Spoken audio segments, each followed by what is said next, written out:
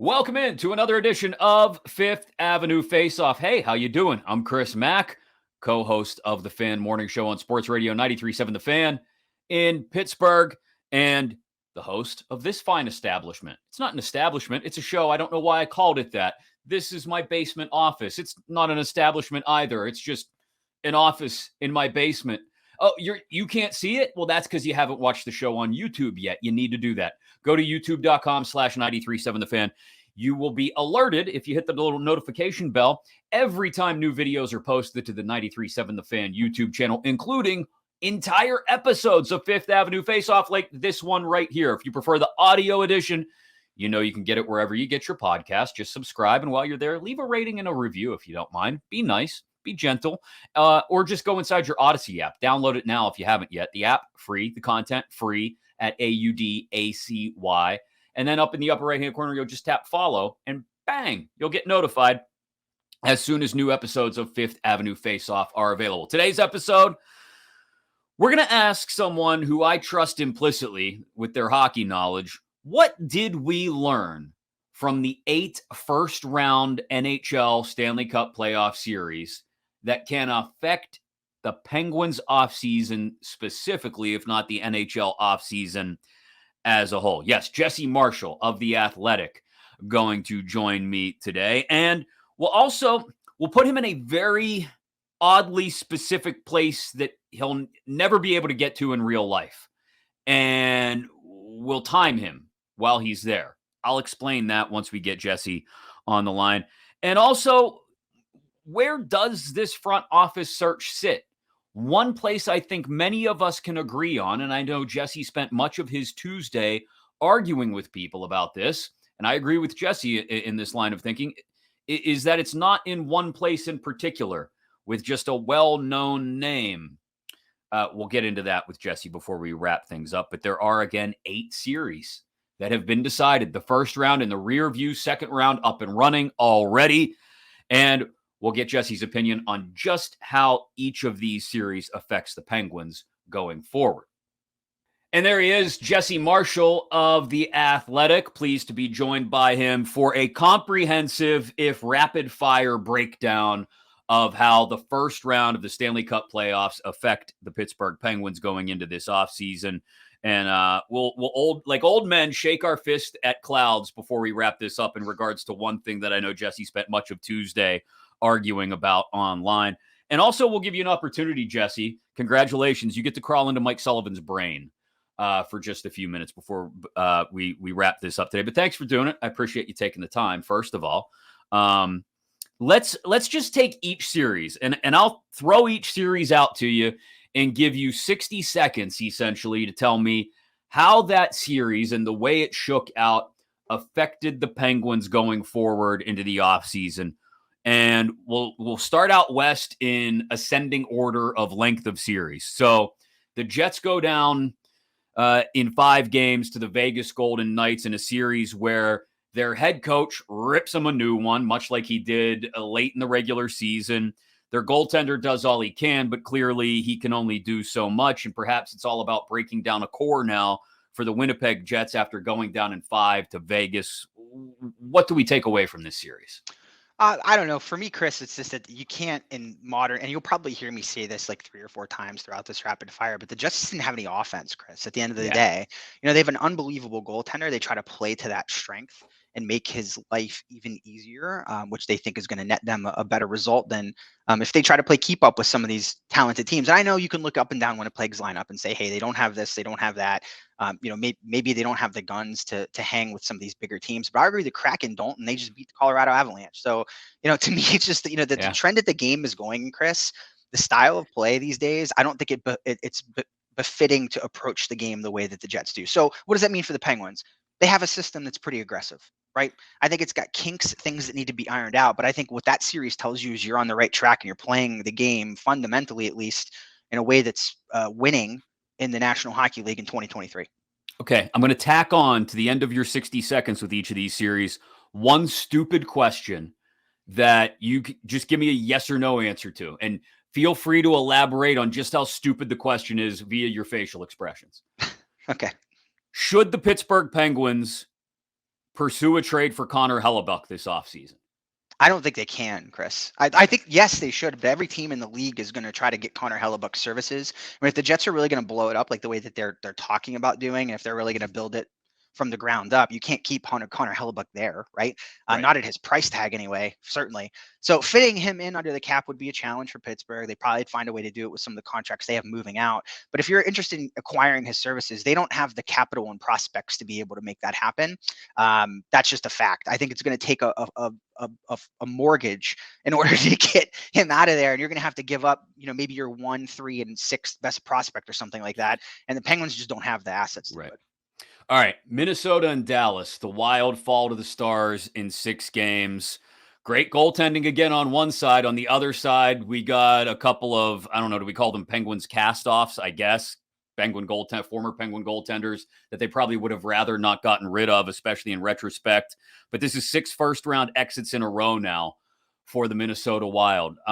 Is there anything to the revisionist history of, oh, if only Billy Guerin would have been kept around in Pittsburgh, or oh, if only Flower or Gustafsson or any of these people would have been kept around in Pittsburgh? What do we take away from the Stars and Wild series? Bill Guerin would have been way better than Ron Hextall. That would have set the Penguins on a completely different. I don't know that it would have, monumentally changed their fortunes, but I think we can all agree that he probably would have done a little bit of better job navigating this than Hextall did. Here's my takeaway from the series of the Penguins, Chris. The 1-3-1 power play still works. Still works great. Dallas's 1-3-1 is just filthy. They set it up to where not only like a guy like Rope Hintz can score 1,000 goals, but he's got lanes to throw pucks down. The Penguins run the same power play, Chris, but the focal point's different. You watch the way Dallas does it, they want to work from the goal line out. Right. They want to start at the bottom of the ice and come up with it, go low, high. The Penguins want to start high and get bullied to the blue line. So that's the way it works. The tape's there if you want to have a successful 1-3-1. The tape's there. The Penguins, if they want to keep trotting out the same one that they've been trotting out for the last couple of years, I think the numbers are just going to get worse. Is Ottinger also proof that you absolutely have to have an elite level goaltender if you want to go anywhere in April and May? He has. So, looking at goalies that are still playing and have played more than 2 games in the playoffs, Chris, he saved 4.5 goals for the Stars versus what a league average goaltender would have saved in that series. That's a lot. 4 goals is a lot, Chris. That's a lot of goals. That could make or break a series for you. So 100% of all the goalies left right now, he's the only one that's like normal, so to speak, of like a guy who's just a regular old starter going about his business. All right. I promise the stupid question to wrap up each series is not going to be about a goaltender every time, but here we are. Should the Penguins be interested in prying Marc-Andre Fleury out of the Minnesota Wild's hands and giving him one final run here in Pittsburgh? No, only if he retires and it's to hang his jersey up. If it's in a playing capacity, no. Yeah, fair enough. I think I'm with you on that, actually. As great as it would be to see the final send-off on the ice is probably not the place anymore. All right, Kings, 6-game losers to the Edmonton Oilers. I think the Kings interest me in that I imagine there's going to be a lot of off-season transition, but there was a lot of transition in season as well. It felt like they find goaltending on the fly. Maybe there's a lesson to be learned there.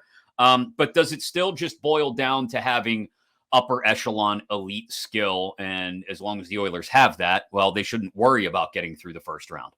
I think that's what's relevant to the Penguins, Chris, right? Yeah. Is they're older players, your Crosby and Malkins are still at a point per game. And I know it's a far cry from what Connor McDavid is doing, but look at Matthew Tkachuk too, right? Like I think what this playoff has told you, and I'm sure we'll get into this a little bit more for the Florida series, is that you can still win with superstar talent. It's still a recipe. You may not have the better team, but if you have 1 or 2 players that can pull them up by the bootstraps and drag them across the finish line, sometimes that's good enough to get the job done. So I'll acknowledge the goaltending piece too, as I think that there was that addressing it as you go sort of methodology to it, which should give everybody in Pittsburgh hope that maybe it's not going to be as hard as we think it's going to be. I think it will, but there is that hope there that it might work out that way. So yeah, I think those would be my 2 big call outs from this series really is that the Stars can still get it done. And if you have them, and that goaltending solutions can sometimes be found in bizarre fashions. Yeah, I was going to say that's not really, I don't think a stupid question, but to put a button on this series, is there a lesson to be learned by what the Kings did this year, and that they kind of played goaltending musical chairs for a hot minute there around the deadline, and they still managed to kind of figure it out in the end, and that may have to be what the Penguins do this offseason. There were a lot of tandems this year, Chris. A lot Yeah. of really bizarre situations. I know like a couple of people have asked on Twitter this week, is that the trend that the league is taking? It may be, but I think if you have a stud Vezina candidate that can handle 70 games of duty, you're not going to just suddenly start taking time away from them because other people are having success with a tandem. A tandem's a thing of necessity, right? It depends on what your depth looks like and everything like that. But I just, for me, yeah, I think if nothing else, it shows that you can get creative with how you approach it, and that riding the hot hand does in fact work. All right, the most surprising series of all out west, the Kraken upset the Avs in 7 games. Maybe not surprising if you looked at the absence of Landeskog throughout the year and really the absence of a true second-line center in Colorado, that they weren't able to survive, or that they had a little bit of a soft underbelly that I guess could be exposed. Philip Grubauer gets a little measure of revenge, and I end up pulling for the Kraken now because every time I look up, there's a former Penguin on the ice. Yeah, a lot of them, right? I think the takeaway here is that aggressive forechecking can destroy the confidence level of even the best and most talented players in the game. Cale Makar is unbelievable. I think he's the best defenseman in the league, but that Kraken forecheck did a number on even him in that series. He got his as he's going to, Chris, but there were times where he coughed a couple pucks up, didn't look too sure of himself. Seattle is sending the house. I love that. I think it's great. They're not as talented as Colorado was. Even with the absences Colorado had, I don't think they were as talented as Colorado was. And they just threw caution to the wind. And they said, we're not going to win. It's 2023. We're not going to win by playing defense and closing up. And I think they have a coach in Dave Haxtell who learned a lot. And it's rare that you can say that about an NHL coach that's, been fired and rehired in a short period of time, is they actually exhibit growth. That's a huge compliment. So I'm loving this. I think that, the trend really since the Penguins won the cup and Mike Sullivans started it with I'm going to throw, 2 forecheckers at you every shift. It's only gotten more extreme. And I think right now Seattle's got one of the most extreme versions of it. And they know they're going to be vulnerable on this system, Chris. They know it. And the data shows that they were, but it didn't make a difference. At the end of the day, the scale tipped in their favor because they sold out and they went for it. And I hope a lot of coaches take notes from that. And again, not necessarily a stupid question to wrap up this series and the 4 Western series, but a question nonetheless that maybe would sound stupid to Mike Sullivan if we asked him. Does he need to re-examine everything about his system and the way he's doing things? You mentioned Haxtell showing growth and learning from past mistakes. I don't know. Does it feel to you, correct me if I'm wrong, that Mike Sullivan has necessarily learned from the mistakes of the last 3 or 4 years? I think the power play is definitely an area where I would say no to that. I think that's one that really needs a big time refresh. And I think that I'd examine a little bit of the nuance, Chris. I think at the end of the day, they do have a fairly aggressive forecheck that can attack on the front foot. The roster maybe didn't match the system perfectly last year. Let's say they get a GM here who can sign a couple guys that fit the Sullivan bill. I think the foundation's there. I don't think he needs to tinker that stuff. I think they need to think about the pass they give to pinching defensemen, and what that allowance slider looks like, if you will. I think they need to refine some of the things that go on in front of their net in the defensive zone. But overall, Chris, I think the system, looking at how they play fundamentally, a lot of teams are doing what they're doing and having success with it. So I think at the end of the day, there's updates that need to be made, but the base foundation is just fine. All right, to the Eastern side now, and we start with the Islanders losing to the Carolina Hurricanes in 6 games. I know you mentioned it when you talked about Winnipeg. It came up, or will come up, in an analysis of Minnesota losing to Dallas, but we're left wondering the same thing, or maybe not wondering anymore. Despite the Islanders' success over the last couple of years, you still got to have some skill up front, don't you? Mm-hmm. Yeah, they went and got it too, right? I mean, they added Bo Horvat, who was really good for them. I'm not sure. They're in a bit of a limbo right now, the Islanders are, but at the end of the day, Chris, I think that making the decision, right? Like making a conscious decision to say we're going to converge on our goalie, and attack out and counter from there is a dangerous way to live. Even with a beat up Carolina team and a team that maybe wasn't operating at 100%, I think you're giving them a little bit too much freedom. I think good teams these days, Chris, are putting their focused effort on the blue line and trying to stop you from crossing it, not giving you the ticket to get in and then worrying about it from there. And that's a little bit too much of what the Islanders are doing for me. They give out too many free passes to get into the zone and think that they're going to, clean up the defensive effort from there. And, that's a little antiquated for my money. Frederik Andersen available this offseason, and if so, should the Penguins pursue him? I think so. Yeah. I mean, it's not the most perfect solution, Chris. But I think it's one that is going to potentially be a little bit more affordable than others. And look, at the end of the day, I mean, I'm about availability, and I just think you look at Tristan Jarry, and not that Anderson hasn't had his issues, Chris, but he's just playing more right now. Factually, he's playing more hockey. And I don't know that they're all that far off in performance. I take the guy who plays. I mean, at the end of the day, Yeah. that's really what it comes down to. Give me the one of the two that's available. Tampa loses to Toronto in 6, finally starts to show some cracks in the foundation, or maybe just they're worn down from the last few years. And Toronto finally, for the first time in 19 years, gets their first round series victory. So the start of something for the Maple Leafs, or maybe just the delayed gratification and now the rush of the sugar high they'll crash from maybe in the second round against Florida. And is Tampa done on any level, or is this just sort of a pause and they need a nice long summer to get right? They're not done, Chris. They need to they need to be smart about their decision-making process here, right?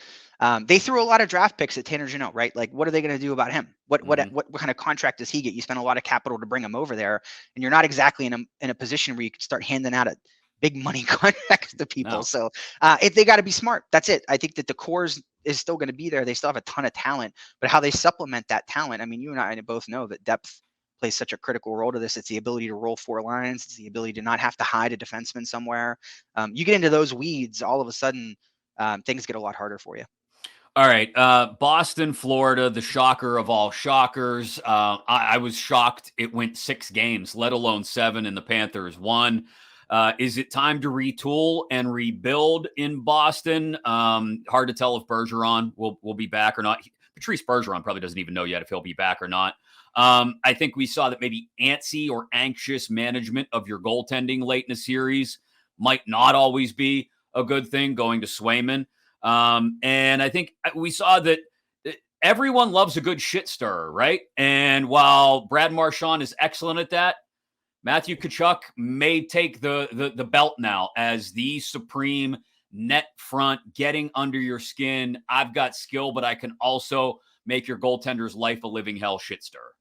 Yeah, that's the that's the critical piece to all this, Chris, is that, like, it's so rare to me to see one guy in Matthew Tkachuk have this effect on a franchise. Like, they just upset one of the best regular season teams in the history of the National Hockey League, and it was largely due to just his efforts. I mean, whether it be talking and running his mouth in the media, saying that we're coming back, see you back here for a game 7, like the confidence level that he instills, or just his ability, like you said, Chris, to get in the offensive zone and elevate the level of skill of his teammates. You know, like Carter Verhaeghe, for instance.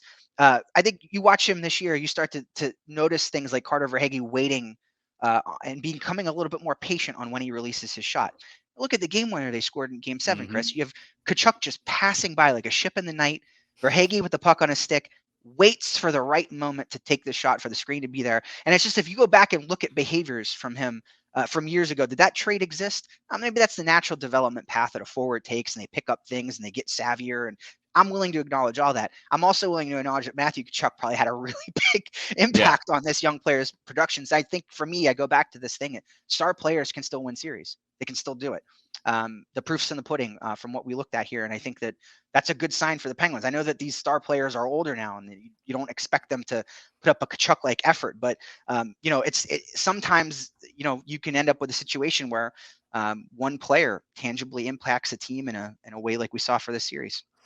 Does this back up the idea that maybe cutting bait on your head coach, your experienced head coach, is not always the way to go, too? I know Boston had a great regular season. I don't want to take anything away from that, but I'm left, you know, for all those people that say, oh, well, the first round exits and eventually Mike Sullivan's got to be held accountable.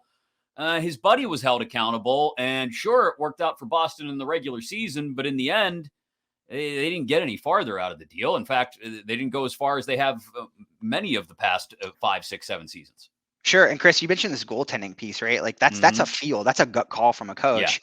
Yeah. The idea that, like, I'm going to play this guy that's hurt and can't get side to side, can't make these saves, and is limited in mobility, versus this other guy who, I'm like, you think back to how Mike Sullivan handled that in the Murray Fleury days, and he didn't make a mistake. Rarely did he make a mistake.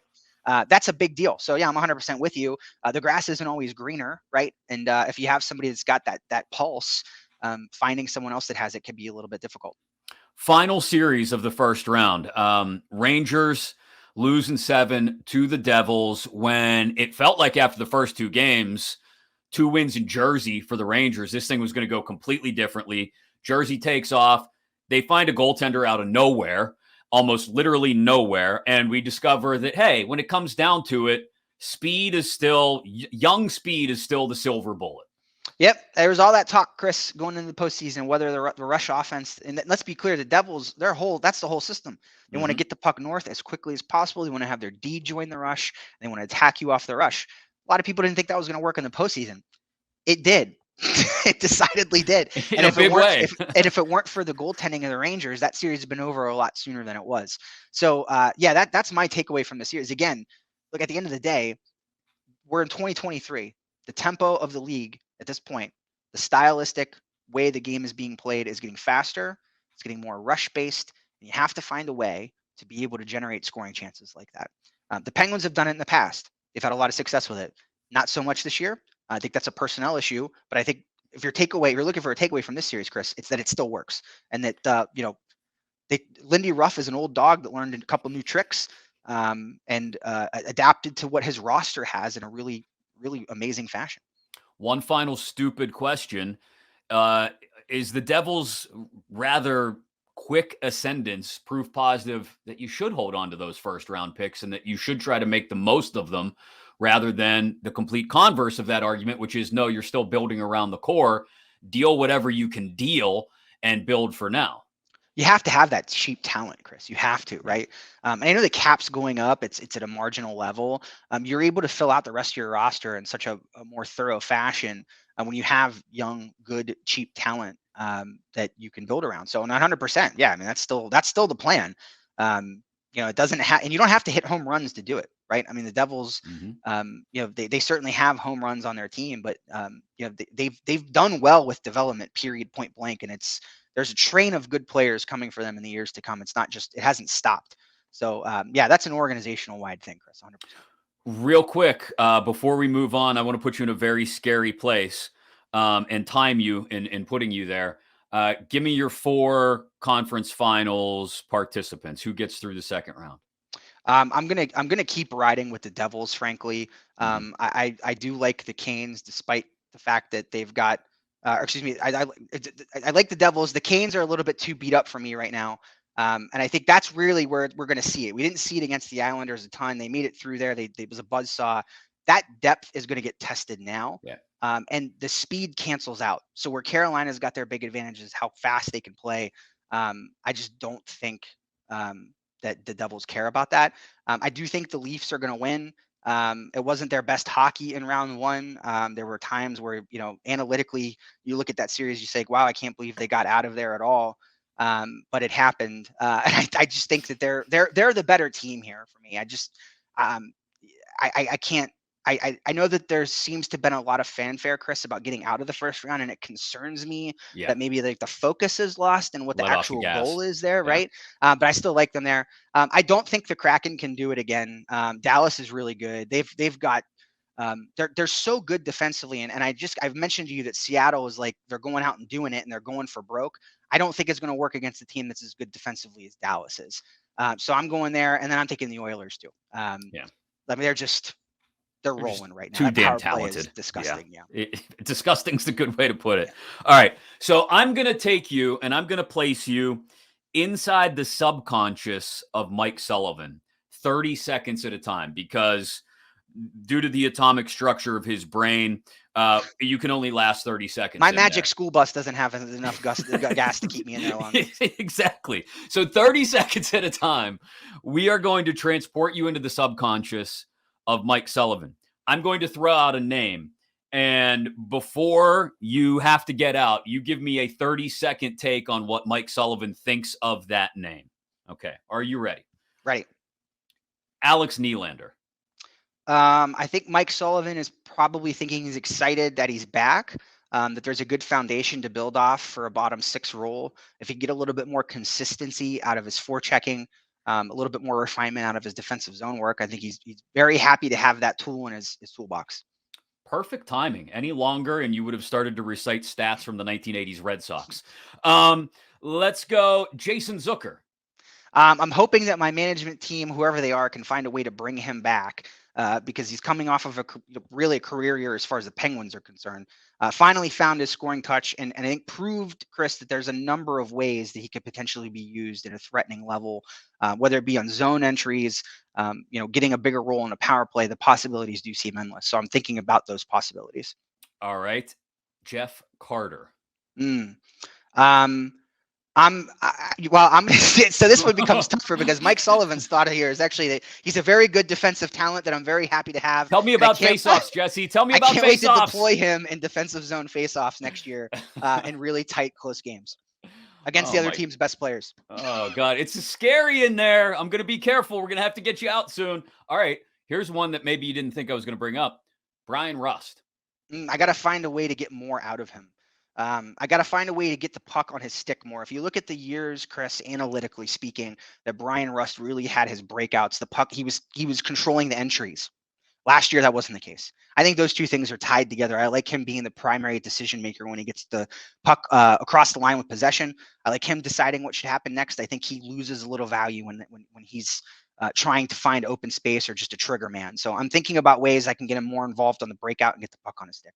Perfect timing again. All right, 4 more. 30 seconds from Sully's subconscious on each one of these names. Mikael Granlund. What have they done to me? How have they given me this player? No, I mean, how do you deploy him in a way that doesn't kill you, right? How do you maximize what he's good at? What he's good at is setting guys up at even strength. Okay. I just gave you the whole list. So how do you maximize that? If you don't have anything nice to say, then don't say anything at all. Exactly. Yeah. I get it. All right, Jeff Petrie. Where's the right spot for him to be aggressive and not hurt himself? So I thought last year where he really struggled was not so much in like carrying the puck, Chris, but pinching once they already established possession in the offensive zone. Right. Temper that. Find the happy space, get that happy medium, and you'll get the fruit of that effort. POJ. How do we refine him in transition? I think he's very good with the puck on his stick. I think he adds a lot to your offensive game. But I think when he's forced to play offense to defense in a hurry and the game flips on its head, we've got to get that transition nailed down. That has to get better. All right. One last one before like Martin Short in inner space or Dennis Quaid or whatever it was, you expand back to full size and blow Sullivan's brain apart. Tristan Jarry. Where's his confidence at? Like, how do we get him feeling good about himself and feeling like he's the owner of this net? What do those conversations sound like? That was, I mean, efficient work. We got you in, we got you out, and you're still alive and in one piece, and you're not ranting and raving about Bill Buckner. One last thing I wanted to touch on, because I know you spent much of Tuesday going back and forth with people because, look, I heard this rumor floated out there a couple weeks ago even. I think it may have been Elliot Friedman who threw it out. I can't remember, so apologies to Elliot if it wasn't him. But Stan Bowman's name has been thrown out there again as a possible director of hockey ops or upper front office management piece for the Penguins, as that search, you would hope, fingers crossed, knock on wood, begins in earnest here now that any pipe dreams of attracting Kyle Dubas to Pittsburgh have gone out the window, I would presume. What do you think, A, drives this thought in people? Is it just because they recognize the last name? And B, how much of a step back would it be for this organization were they to go in that direction right now? So I think a couple of things, Chris. I think Stan Bowman's doing some PR for himself and trying to drum up interest to get himself back in the game. And he's looking for places that his family has a connection, and Pittsburgh's one of those places. I frankly don't think Pittsburgh is interested in hiring. What was the title supposedly that got thrown out, like senior director of hockey operations, or senior something like that? VP of they don't want trades. That. Yeah, Penguins don't want that. They're not interested in a person to serve that role. They want a GM that has all the cards and gets to do whatever they want to do. So I think at the end of the day, look. Here's the deal. We know, based on the work of TSN, that Stan Bowman knew about a really horrendous sexual assault situation in Chicago and didn't do anything about it. Right. Mm-hmm. We also know, simultaneous to that he made absolutely abhorrent decisions with salary cap and drove the Blackhawks' competitive window into the earth. So those are two things, let's forget about driving the Blackhawks' competitive window into the earth. The sexual assault thing should be enough, right? It should be enough. And I think what we're seeing right now is a little self PR. guys trying to kind of kick the wins up to get back into the business again. But I think that sets. Look, here's the thing, Chris. The Penguins are in a unique situation where they don't have a lot of window left, if they have any, right? Yeah. Noting the situation Ron Hextall left them in, what about Stan Bowman's tenure gives anyone the indication that he's the person that's going to drive them out of this? I don't think that's the case. I mean, he's open, like FSG being one of the most forward-thinking analytical organizations in sports is going to hire a guy who said, that he thinks numbers in hockey are dumb. I just don't buy that. So, yeah, I'm with you. Not only optically would it just be a horrible thing, Chris. I mean, I just don't think that he has the skill set to navigate the team through this specific, unique set of challenges that they have. One last thing before I let you run. You mentioned there that you think the Penguins are looking for the one person who will hold all the cards and will be in control of those decisions. That would be encouraging to me if they went in that direction, because it would mean they're not trying to marry two different concepts, like bringing in someone from the old boys network to run as director of hockey ops. And then bring in a younger, fresher-faced, cutting-edge analytical mind as the GM. If they can get one person in place to do all of that, it's perfect. That being said, the one name I keep hearing as perhaps the most perfect to do both, because she's got experience as a player agent, she's well-connected around the league, and is also analytically minded. It also sounds like Emily Castonguay has been attracted back to Vancouver and perhaps isn't as interested in striking out on her own right now after interviewing in Philly. I don't know, again, the veracity of that. That's coming from, again, Elliot.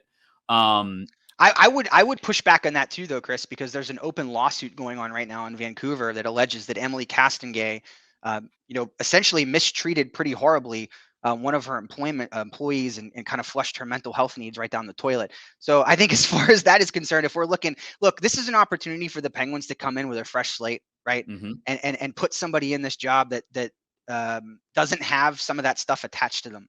Right. So I'm in the same boat, man. The answer for me with Castonguay is the same as it is for Bowman, and that there's a little too much bad attachment there that I don't think the Penguins need that kind of attention right now. Okay, I promise I'm going to let you go after this. Okay.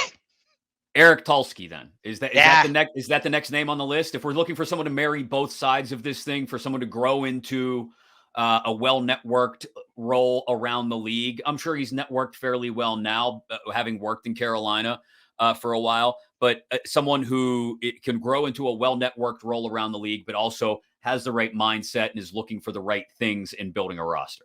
Yeah, that's probably the Moby Dick of the situation, Chris, if you're looking for both sides. I don't think people realize, Chris, a lot of the stuff that we talk about in hockey analytics today, we talk about because Eric Tulsky invented it. He wrote it. He invented it. Like the concept of how we discuss expected goals today. That's to me how you identify good talent. So I'll throw another name out there. Pittsburghers are going to know it's Sam Ventura. He's paid some dues, but I think that if you're looking for that both sides of the coin piece to it, he's another name. Rachel Dory is another one I'll throw out there if you're looking for a good hockey ops person. She's been around with a couple orgs now. But I think all of these names sort of hold these same traits, right? I mean, even Jason Botterill is a guy I think you could throw his name in there. Mm-hmm. You're probably not getting him, but I think that's the vibe you should be going for, Chris, right? Is people that have player evaluation techniques that are tried and true and provable and repeatable and are not just, they're multifaceted and not just one-armed, right? And I think that's really what I think the FSG should be looking for. Well, we'll see if they get on it at any point in the near future. Because like I said, it seems now if they had any pipe dreams of Kyle Dubas, I know that was kicked around a lot north of the border before the Maple Leafs won that series, that those would be out the window and that I'm not ruling that out. No? Nah, I'm still lingering it about. I think one round I don't think does enough to satiate that for me. I think if they go and they make a serious run, sure, he's got work that I think he's probably going to want to finish. But I don't know. I think that if they were to somehow get upset in this round, Chris, do you think that he's done enough to ward off some of the Wolves up there? I don't know. I don't know either, but I wonder. I think the other side of the coin there would be: would he feel like he had, but MLSE feel like he hadn't, and therefore you've got a conflict, and they can't come to an agreement on a new contract. So I could see it from that perspective, certainly.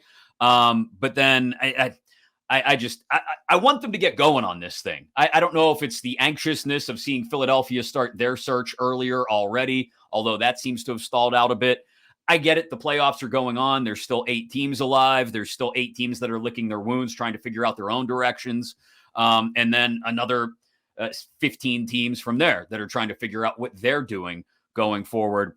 Part of me wants Fenway to figure it out sooner rather than later so that they're not sitting around interviewing the remnants, the leftovers, the scraps. But then again, you could ask who will be interested in this gig. That's a conversation for a different day. I've already kept you much longer than I said I was going to keep you. Thank you, Jesse, for providing some really solid insight on where the first round of the Stanley Cup playoffs has taken us as Penguin fans as we look ahead to the summer. I appreciate it as always. Thank you. Wonderful to catch up with Jesse on a number of different issues. We had to get into some talk there about how Fenway Sports Group will start to approach this search because, it has been all quiet on the Western Front, the Eastern Front, the Southern Front, the Northern Front, all quiet in all directions from PPG Paints Arena and the Pittsburgh Penguins. As I know Dave Beeston from Fenway Sports Group is going to be more active and more present and more visible. Maybe not visible. That's probably not the right word, but more present in whatever FSG and the Pittsburgh Penguins want to do this summer and rebuilding the front office for this team. But you would hope that would lead to greater action. Hopefully, we're reaching the end of the analysis point. The analysis has been done. The lists have been built, and the interviews, the whining and dining will start. And I just, for my money, would much rather see this team know who the leader of their front office is going to be before the end of the month so that they can start to really process what their offseason strategy is going to be going into the draft and going into free agency, rather than sitting around waiting for the postseason to come to its final conclusion the second week of June or whenever it may be, and then all of a sudden try and throw some things together in preparation for the draft and free agency come July. So, we'll keep you up to date right here on Fifth Avenue Faceoff. Thanks again to Jesse Marshall. Later in the week, we are going to further break down what happened in the first round because, again, it becomes instructive on what to expect the Penguins to do this offseason. I really think it is anyway. In order to know where the Penguins are headed, you have to understand where the rest of the league is going to try to head this offseason. And in figuring that out, you have to understand where a quarter of the league just came from, which is a loss in the first round. So we will spend one day later this week talking to those who covered the losing teams out west in Winnipeg, Minnesota, Colorado, and LA. We will spend another day talking to those who covered the teams who lost in the East on both Long Island and in Manhattan, as well as in Boston and Tampa. And we'll do that later in the week. Again, you want to be notified of when those episodes are ready for you, both on YouTube and inside your free Odyssey app, AUDACY. Be sure to click on the notification button or the following button and get notified as soon as those are ready. And feedback, as always, welcome. Chris.Mack, M-A-C-K, CHRIS.MACK at Odyssey, AUDACY.com, or just on Twitter at the Chris Mack, as we get ready for a couple more episodes and get ready for the second round of the Stanley Cup playoffs right here on Fifth Avenue Faceoff.